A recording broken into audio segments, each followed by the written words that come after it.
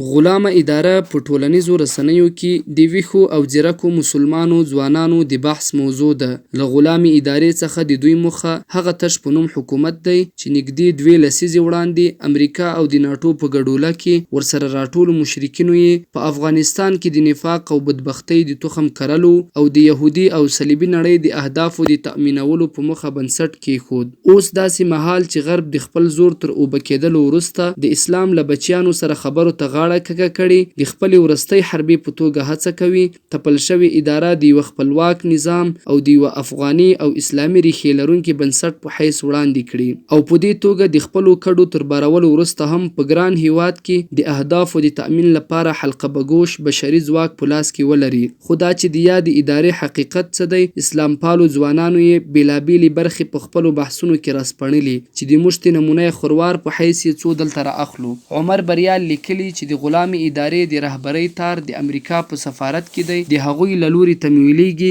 او دا د شرم ځای دی چې دوی د ولسواکۍ او خپلواکۍ دعوه کوي، ځکه د ده په خبره حاکم جمهوریت په ټوله معنا د ولس رایې توهین کړي. رهبري یې په ځای د دې چې ولسي وای بلکې د څو محدودو سفارتونو څخه ده. انور جان بیا کابل اداره د سرطان دانه نومولې چې د ده په خبره له سولې سره دښمني کوي او د هغه فرصت له منځه وړلو ته یې کار ویلي چې 40 کاله وروسته افغانانو ته په لاس ورغلی. دوی اوس غواړي چې په یوه نه بله بهانه دا فرصت ضایع کړي او په دې اړو دوړ کې خپل واک وغځوي. زکریا خان هم په ورته آن دی. د نوموړي له قوله غلامه اداره په خپل ټول توان د سولې پروسې د سبوتاژ هڅه کوي، نو ځکه باید د نظامي فشار فکټور ته پام وکړل شي او دا تمه باید ونه شي چې هغوی دې په سوله ییز ډول خبره ومني. د همراز زیرک په خبره غلامه اداره د ولس له ویښتابه څخه په ویره کې ده، ځکه باور لري چې له مسلمان او مجاهد سره له نظامي لارې جګړه کولای شي مګر د هغوی فکر نشي وژلای او د ویښتابه او مقاومت فکري سرچینې نشي وچولای.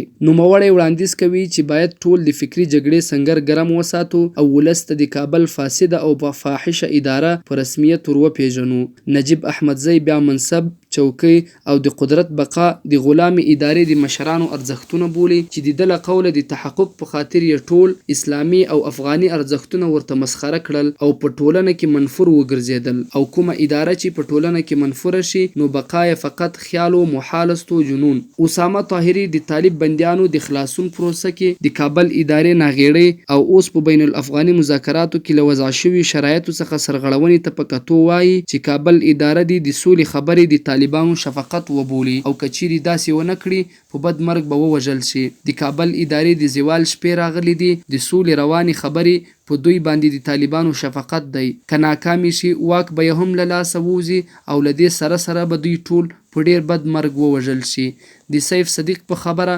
غلامې ادارې همیشه د سولې هڅو ته د تخریب هڅه کړې او په هیواد کې یې قومي، سمتي او ژبنیو تعصبونو ته لمن وهلې ده. نعمان غزنوي غلامه اداره له پست فطرته خلکو تشکیل شوې بولي چې په اشغالګرو پیرداري کوي او د هغوی ګټې خوندي کوي. دی وایي داسې ادارې چې استعمارګرو ځواکونو د خپلو ګټو د خوندیتوب لپاره تشکیل کړي وي، کارکوونکي یې ټول د هغه هیواد یا ټولنې پاتې او لوېدلي خلک وي، واګ یې د اشغالګرو په لاس کې وي او د خپلو هیوادوالو په وژلو، ډارولو او نیولو کې ترېنه د سیشن روزل شوي سپي په څیر ګټه اخیستل کیږي او بس. د همت مهاجر په آن تصمیم نیونه، ځواکمن دریځ او مذاکرات د خپلواکو او خودمختاره اشخاصو ځانګړتیاوې دي